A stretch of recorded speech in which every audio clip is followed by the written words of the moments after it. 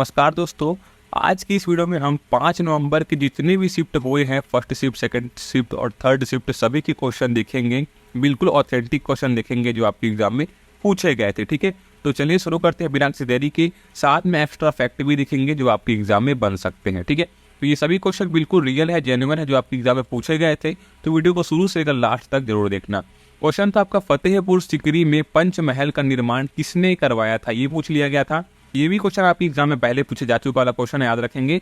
तो ये याद रखेंगे कि इसका मुगल बादशाह अकबर ने फतेहपुर सीकरी में पंचमहल का निर्माण कराया था।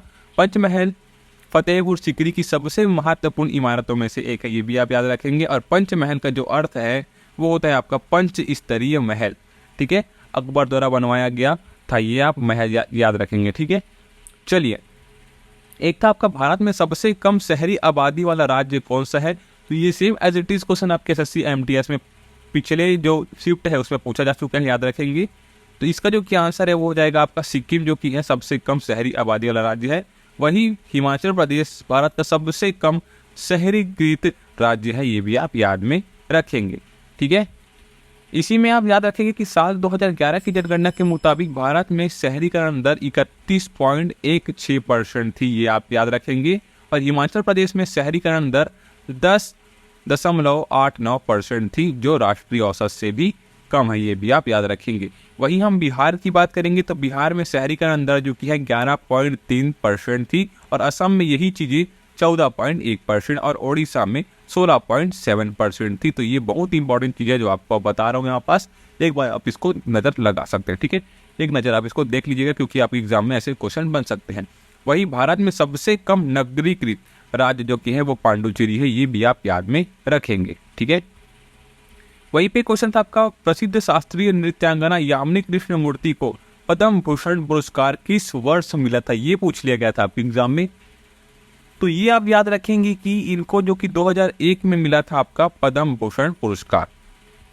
और इनके बारे में और कुछ जानने वाली बात यह है कि यामिनी कृष्णमूर्ति को साल 1968 में पद्म श्री और साल 2016 में पद्म विभूषण और साल 1977 में संगीत नाटक अकादमी पुरस्कार से सम्मानित किया जा चुका है। ये सेम चीज़ें मैंने आपको पहले वाले वीडियो में बताई थी, तो अगर आपने वो वीडियो देखी होगी तो आपका ये क्वेश्चन गलत नहीं होना चाहिए। ठीक है, इससे संबंधी बातें और हैं कि यामिनी कृष्णमूर्ति को तिरुमाला तिरुपति देवस्थान मंदिर ने अस्थाना नर्तकी की उपाधि से भी सम्मानित किया गया था, ये भी आप याद रखेंगे।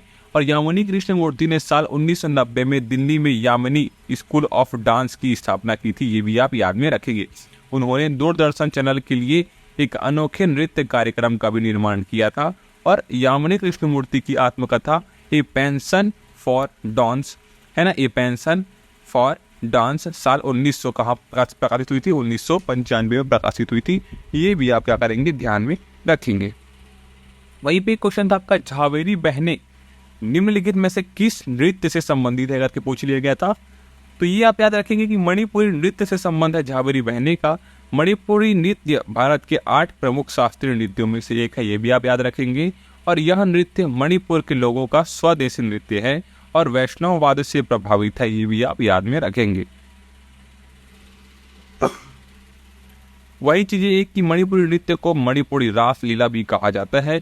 यह नृत्य भगवान कृष्ण और राधा की प्रेम कहानी पर आधारित है, तो ये चीजें आप क्या करेंगे, याद में रखेंगे।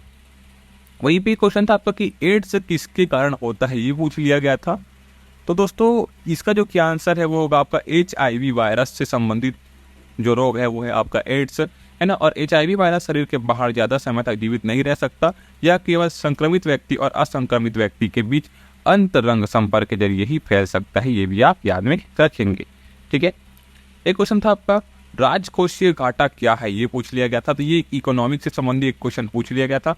तो याद रखेंगे कि जब सरकार का खर्च उसकी आय से ज़्यादा होता है, मतलब अगर सरकार जिस चीज़ का बजट बना रही है लेकिन उससे ज़्यादा उसने खर्च कर दिया, ठीक है, तो वो हो जाता है आपका राजकोषीय घाटा, तब होता है ना, ये चीज़ याद रखेंगे।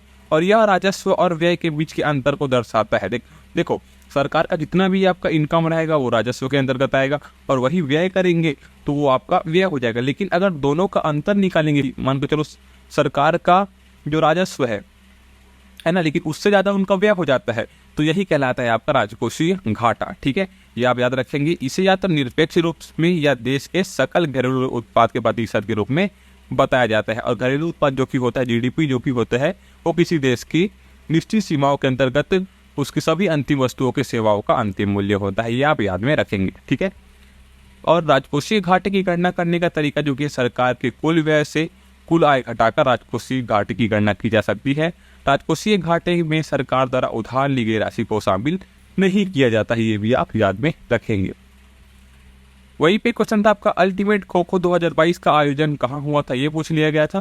तो ये आप याद रखेंगे कि ओडिशा में हुआ था आयोजन। ठीक है, अब अल्टीमेट खो खो 2022 का आयोजन ओडिशा के कटक में जवाहरलाल नेहरू किसमें हुआ था, स्टेडियम में हुआ था, ये भी आप याद रखेंगे। और अल्टीमेट खो खो एक भारतीय फ्रेंचाइजी आधारित खो खो लीग है। इसकी मेजबानी भारतीय खो खो महासंघ करता है, ये भी आप याद रखेंगे।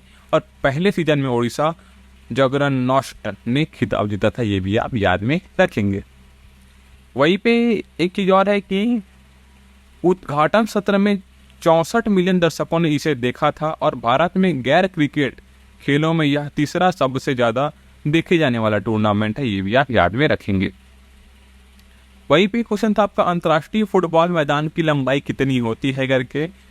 तो इसका सिंपल सा आंसर है आपका लंबाई जो कि है 100 से 110 मीटर और चौड़ाई जो कि है 64 से 75 मीटर होती है। ठीक है, और देखिए इसमें क्या याद रखेंगे कि फुटबॉल मैदान आयताकार होता है और इसे निरंतर रेखाओं से चिन्हित किया जाता है, ये आप याद रखेंगे।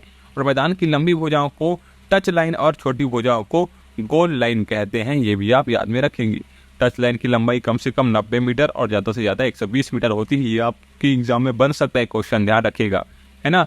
और गोल लाइन की लंबाई जो कि है कम से कम 45 मीटर और ज़्यादा से ज़्यादा 90 मीटर होती है ना। सीनियर फुटबॉल के लिए फीफा की सिफारिश है कि मैदान की लंबाई 105 मीटर और चौड़ाई 68 मीटर होनी चाहिए, ये भी आप याद में रखेंगे।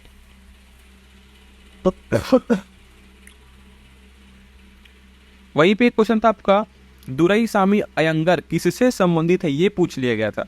तो ये आप याद रखेंगे कि वदुवुर, है ना, वदुवुर दुराईसामी अयंगर जो कि है वो एक तमिल लेखक है। वे जासूसी कथा साहित्य के अग्रणी लेखकों में से एक है।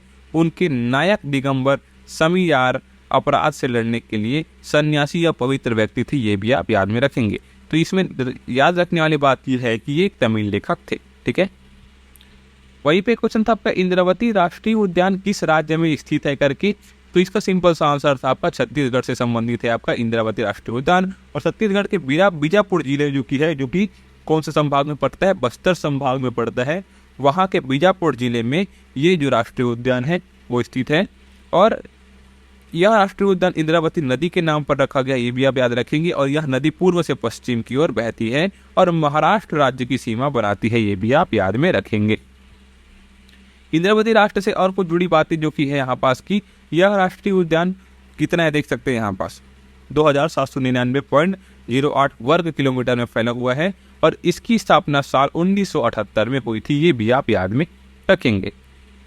वहीं पे क्वेश्चन था आपका 2023 में वाराणसी में कौन सांसद था, पूछ लिया गया था। तो इसका भी सिंपल सा आंसर था आपका पीएम नरेंद्र मोदी जो कि थे 2023 में वाराणसी के सांसद रहे। ठीक है, वहीं पे क्वेश्चन था आपका अंतर्राष्ट्रीय अहिंसा दिवस कब मनाया जाता है करके।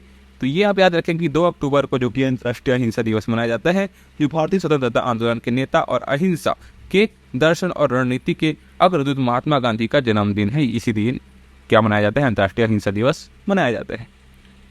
ये क्वेश्चन था आपका अभ्रक का मुख्य उपयोग किसमें होता है, ये पूछ लिया गया था।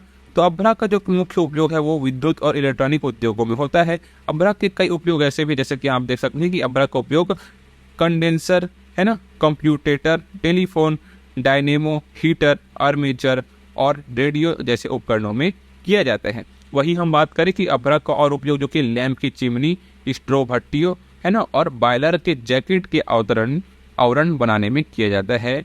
और अभ्रक का उपयोग जो कि है पवन मापी यंत्र और उत्तम दर्पण बनाने में भी किया जाता है। तो ये चीज़ें आप याद में रखेंगे। ठीक है, क्योंकि दोस्तों क्वेश्चन कहीं से भी पूछ लिए जाते हैं तो उससे